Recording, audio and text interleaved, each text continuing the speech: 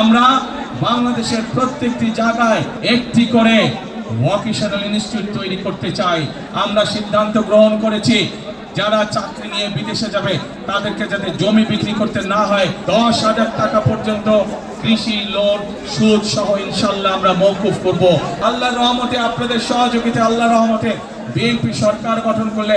আমরা এই যে গত 2 যুগ ধরে যে 3 যুগ ধরে মেয়েরা শিক্ষিত হচ্ছে, সারা বাংলাদেশে এই নারীদেরকে আমরা অর্থনৈতিকভাবে স্বাবলম্বী করে গড়ে তুলতে চাই। এবং এই জন্য সমগ্র বাংলাদেশে আমরা মায়েদের কাছে, প্রত্যেকটি ঘরের গৃহিণীর কাছে আমরা ফ্যামিলি কার্ড পৌঁছে দিতে চাই, যেই ফ্যামিলি কার্ডের মাধ্যমে সরকারের পক্ষ থেকে তাদেরকে সহযোগিতা করা হবে এবং সেই সহযোগিতার মাধ্যমে ধীরে ধীরে বাংলাদেশের প্রত্যেকটি খেটে খাওয়া মানুষ, প্রত্যেকটি খেটে খাওয়া নারী, প্রত্যেকটি খেটে খাওয়া পরিবার ধীরে ধীরে স্বাবলম্বী হয়ে গড়ে উঠবে। প্রিয় ভাই বোনেরা, এই এলাকায় যেরকম বহু শিক্ষিত নারী পুরুষ আছে যারা বেকার হয়ে বসে আছে, তাদের হাতে শিক্ষার আলো আছে কিন্তু বেকার হয়ে বসে আছে, ঠিক একইভাবে সমগ্র বাংলাদেশে এই সমস্যা রয়েছে। আমরা বাংলাদেশের প্রত্যেকটি জায়গায়, ঢাকা মহানগরীতে প্রত্যেকটি এলাকায়, প্রত্যেকটি আসনে আমরা অন্তত মিনিমাম একটি করে ভোকেশনাল ইনস্টিটিউট তৈরি করতে চাই, যার মাধ্যমে আমরা আমাদের শিক্ষিত ছেলেদেরকে, শিক্ষিত মেয়েদেরকে আমরা ভাষা শিক্ষা সহ বিভিন্ন বিষয়ে ট্রেনিং দিতে চাই, যার মাধ্যমে তারা হয় নিজের ব্যবসা বাণিজ্য শুরু করতে পারবে অথবা বিদেশে কর্মসংস্থান ব্যবস্থা করে বিদেশে যেতে পারবে। প্রিয় ভাই বোনেরা, যারা বিদেশে যায়, আমাদের ছেলেরা যারা বিদেশে যায়, আমরা দেখেছি অনেক দুস্থ পরিবার তারা জমি জমা করে বিক্রি করে বিদেশে যায়। আমরা সিদ্ধান্ত গ্রহণ করেছি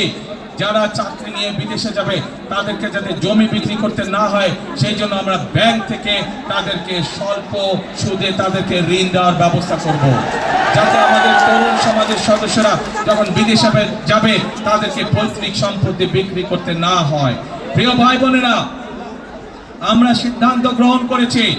বাংলাদেশের কৃষক যদি ভালো থাকে তাহলে বাংলাদেশের মানুষও ভালো থাকবে এবং সেই জন্যই মা বোনদের কাছে যেমন আমরা ফ্যামিলি কার্ড পৌঁছে দিতে চাই, সমগ্র বাংলাদেশের কৃষক ভাইদের কাছে আমরা কৃষি কার্ড পৌঁছে দিতে চাই, যার মাধ্যমে কৃষক ভাইরা সরকারের পক্ষ থেকে সরাসরি তাদের কাছে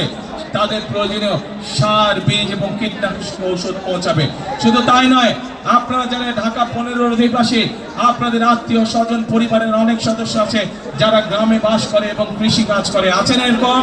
প্রায় প্রত্যেকটি মানুষের আছে এরকম। আমরা সিদ্ধান্ত গ্রহণ করেছি 10,000 টাকা পর্যন্ত কৃষি লোন সুদ সহ ইনশাল্লাহ আমরা মওকুফ করব 12 তারিখে যদি আমরা সরকার ইনশাল্লাহ গঠন করি। প্রিয় ভাই বোনেরা, এই এলাকায় মানুষের চিকিৎসা সুবিধার জন্য এই এলাকার সন্তান মিল্টনকে যেমন আমরা ধানের শীষের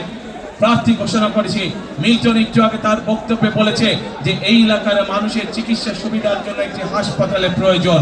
আমরা সারা বাংলাদেশের মানুষের কাছে আমরা গ্রামে গ্রামে চিকিৎসা সুবিধা পৌঁছে দেবার জন্য আমরা হেলথ কেয়ার নিযুক্ত করতে চাই, যারা গ্রামে গ্রামে যাবে,